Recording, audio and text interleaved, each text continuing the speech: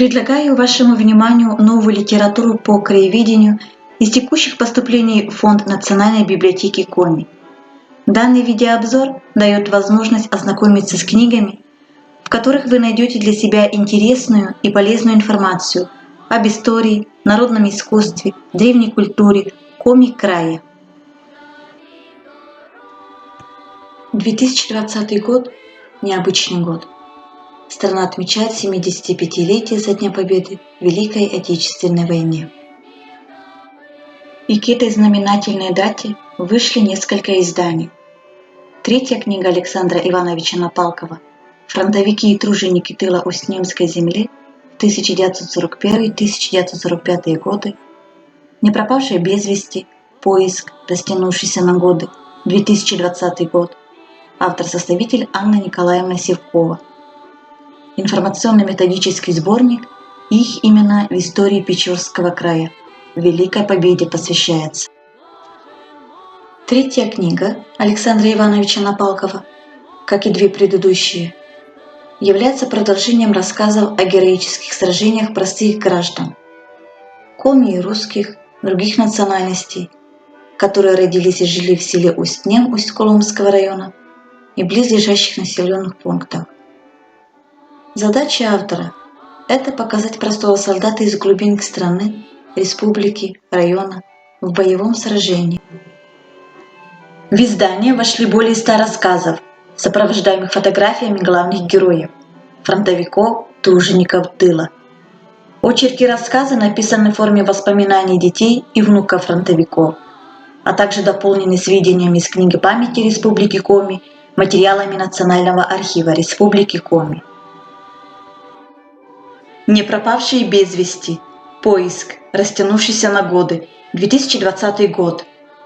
В издании собраны документальные данные о солдатах Великой Отечественной войны, призывавшихся из Коми АССР, которые до сих пор в официальных источниках числятся пропавшими без вести.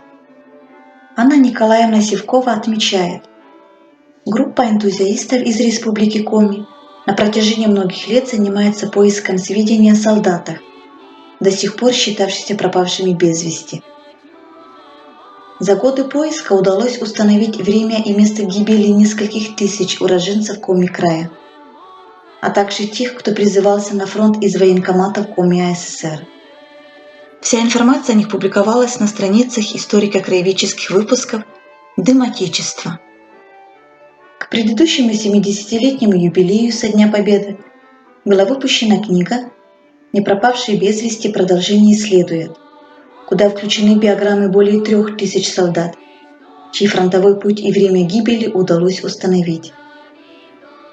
В этом, во втором одноименном издании, помещены сведения еще о 2000 наших земляков из разных городов и районов, пропавших без вести на фронте. За время поиска сыктывкарскими энтузиастами были предприняты 2 масштабные экспедиции. Одна в Германию, Польшу и в Литву, вторая в Норвегию. Дневник второй экспедиции помещен на страницах книги. Их имена в истории Печорского края Великой Победе посвящается. Это информационно-методический сборник «Дань памяти поколения 40-х годов XX века», на долю которых выпали тяжелые испытания.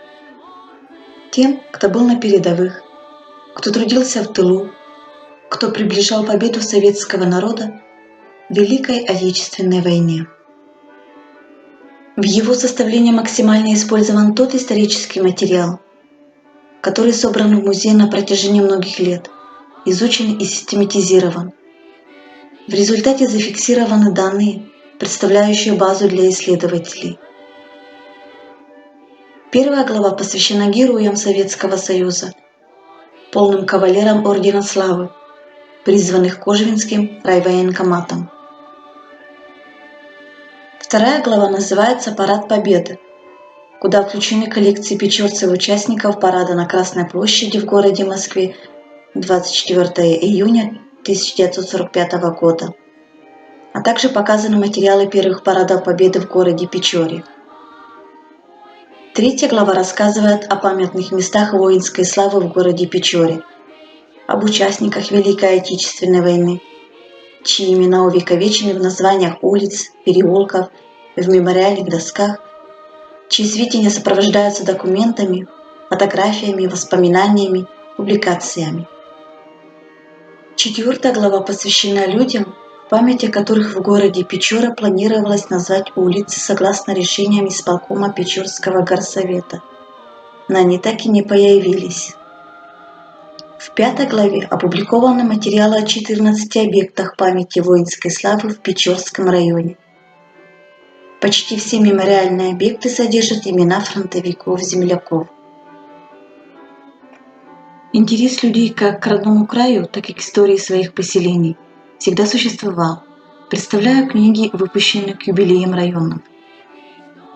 Сысольский район от А до Я. В сборник включены сведения об истории развития и становления Сысольского района Республики Коми в алфавитном порядке.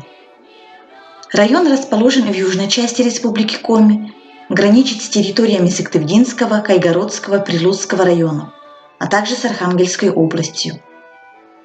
Основные богатства – лес и сельскохозяйственные угодья. В Сысольском районе насчитывается 84 населенных пункта.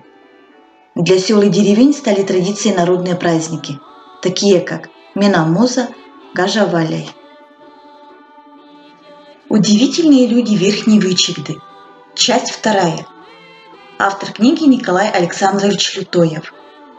В этой книге рассказы о людях, которые прославляют Усть-Куломский район. Автор книги подчеркнул: мы часто встречаем хороших людей.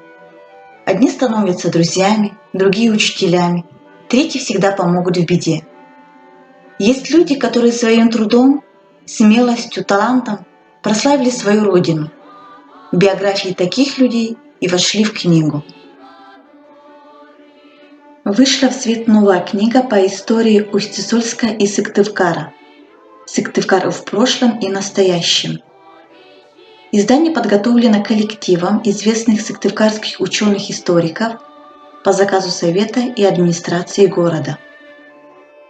Книга состоит из 8 обширных очерков. Появление первых людей на территории современного Сыктывкара, первое упоминание о погосте Усть-Сысола в исторических источниках, преобразование Усть-Сысола в уездный город Усть-Сысольск, события Первой мировой, гражданской войны и революции, Сыктывкар в первые десятилетия советского периода истории и в годы Великой Отечественной войны. Эти и многие другие сюжеты нашли свое отражение на страницах очерков. Более 600 цветных и черно-белых иллюстраций, среди которых панорамные снимки Усть-Сысольска и Сыктывкара, городских улиц и зданий различных эпох, монументов и арт-объектов, разнообразные плакаты, первые денежные купюры, планы города и множество других фотографий советского периода, часть которых никогда не публиковалась в книгах. Фотоснимки впервые в таком количестве собраны в одном издании. Сыктывкарский механический завод. Автор-составитель Семен Константинович Терентьев. В книге рассказывается о Сыктывкарском механическом заводе на основе газеты «Металлист». Всего было 20 номеров. На ее страницах выступали рабочие, инженерно-технические работники, работники общественно-политических организаций, руководители завода, ветераны труда. В книге приводится краткая история Сыктывкарского механического завода, перечень оборудования машиностроительного цеха номер 4, воспоминания ветеранов завода, альбом с фотографиями, дополняющие рассказы о жизни и деятельности предприятия. На основе публикаций газеты современный читатель может провести краткую экскурсию в прошлое, почувствовать духовную атмосферу того времени, узнать тревоги и радости, трудности и победы 2000-го коллектива простых советских людей Сыктывкарского механического завода. В свет вышли презентационные издания и серии «Объекты нематериального культурного наследия Республики Коми», «Хранители традиций Усть-Цильма», «Усть-Цилемская горка. Жемчужина русского севера», «Ижемский праздник Луд». Хранители традиций Усть-Цильма.